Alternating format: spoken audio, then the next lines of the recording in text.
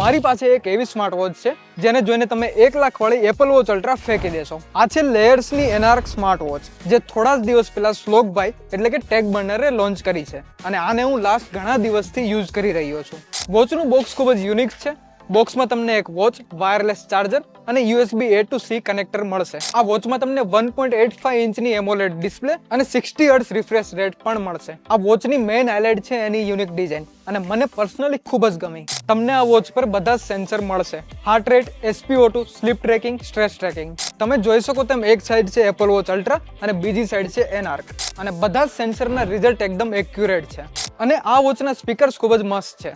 તમે કોલ પણ કરી શકો છો અને મ્યુઝિક પણ સાંભળી શકો છો.